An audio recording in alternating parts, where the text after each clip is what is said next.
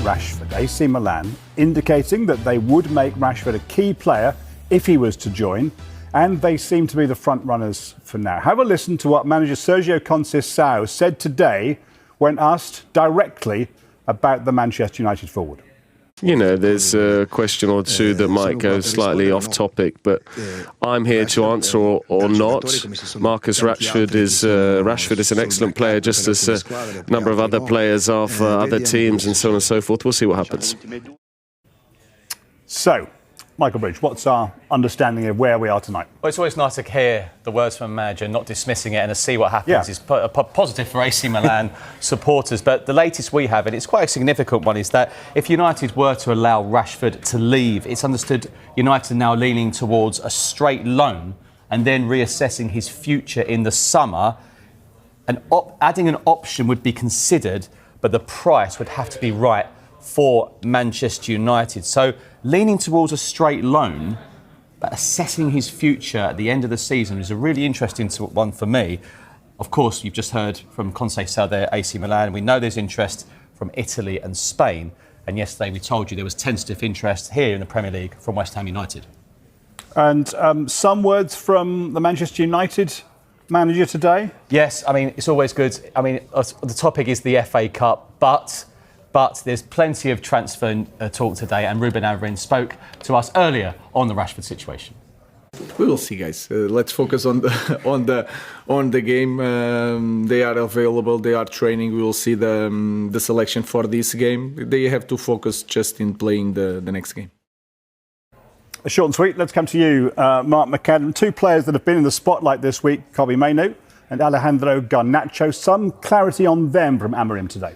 Yeah, well, that's a great thing when you've got a game so close that you know the manager is going to be facing the media. So those questions about transfers and players, he can actually clear a little bit up. And that's exactly what he's done under these circumstances, because we said on Wednesday that we believe, despite some media speculation, that Kobbie Mainoo and Alejandro Garnacho were not for sale. They're not actively looking to sell those players. I know there were some reports suggesting that because of PSR, and particularly with Kobbie Mainoo, he would represent 100% profit, which would be good to offset any issues that they may or may not have with regards to meeting the financial requirements. Kobbie Mainoo is a slightly different situation as well, because he's actually got a contract until 2027 with Manchester United holding a year option. So therefore, he's not running down his contract. Manchester United hold all the cards, and he's very much a key player as far as they're concerned moving forward. And that's exactly what Ruben Amorim has been saying to the media today when he was specifically asked about Kobbie Mainoo and Alejandro Garnacho. Here's what he said to us. My players are always my favorites. So I really love my players. I want to keep my players, especially the talented ones. So, like I said, it's a special moment in this club. It's a hard moment, we will see. But of course, I'm really happy with Kobbie. He's improving, and also with Garna. I don't remember to say clearly that I want new players. What I said is that sometimes the profile for this system is different.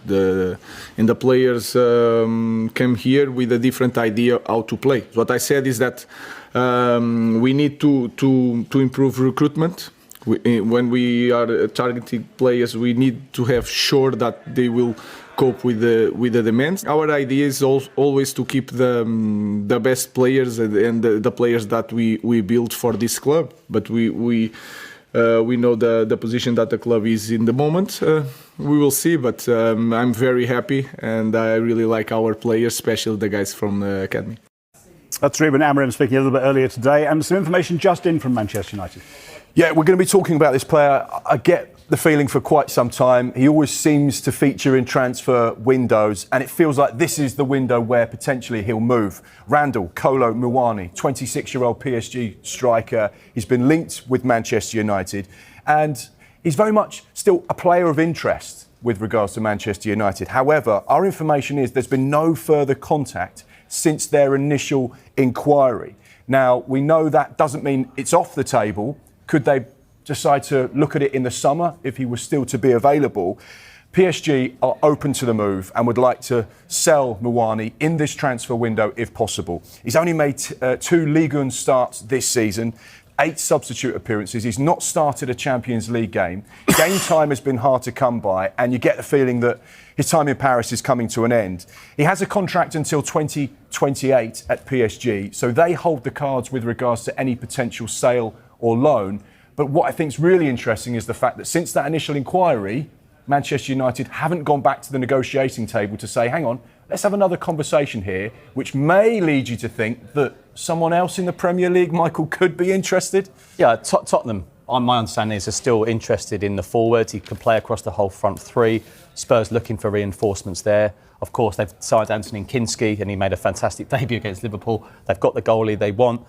People are asking me whether they're going to get a defender in. I think the priority is a forward, and Muani, yes, there is interest. And it's one of those where a move might suit all three parties this window. That's what makes deals happen. The selling club, the buying or loaning club, and the player would work for all of them. Yeah, absolutely. Whichever club. Yeah, and as I say, so if Spurs retain the interest, and it must be said that the owners of PSG have a very good relationship with Daniel Levy. OK. Let's move on to Manchester City, who we expect to be busy this month. The club are actively pushing to sign 3 new players. We put that to Pep Guardiola today. I know all the month you're going to ask me the same about all you are linking in the media, so I'm not going to talk. So you can insist, I'm not going to answer because I don't know the situation. We know that we should not go to the transfer window. I don't like much. If the situation would happen that season with many injuries and we have to try to do it because the situation that's what it is. So, but what happened, I'm not going to talk because I don't know. I know, of course, I have conversations with the club, but what the process and happen, I don't know what's going to happen because it's so difficult. And it's going to happen. It's going to happen. Otherwise, I cannot say anything else. Well, that was very polite, but not telling us a whole lot. What do we know, Mark? Do you know what? I feel sorry for reporters. Michael has to do it. I have to do it. We have to go into a press conference and ask the manager about transfers and about targets. And we have this little dance where we bring up the names and we try and find creative ways to say, are you going to sign this player? And every single manager hits it straight back. Sometimes it's fun. Sometimes it's a little bit spiky, as was the case there. But we have to try and do the job. And, of course, the manager doesn't want to talk about players that are another club. Now, this is really interesting because how many times do you see Manchester City active in the January transfer window, and you can see the 3 faces there that they've been linked with over the course of the last week. Let's start with the guy in the middle, Omar Mamouche, 25-year-old Egyptian winger. No deal agreed as of yet, but we're expecting Manchester City to approach Eintracht Frankfurt with regards to a deal. Our information is that Omar Mamouche wants to join Pep Guardiola at Manchester City. He's keen on the Premier League, he's keen to join the Premier League champions and wants to work under Pep Guardiola. The problem is the fee. Now, some people are saying to us that Eintracht Frankfurt wants £67 million, which is a huge deal to make happen. And let's be honest, France, Italy, Spain, has anyone in those countries got that type of money to spend? So it almost feels like Manchester City are essentially bidding against themselves or another Premier League side if they decide to show their hand with regards to Mamouche.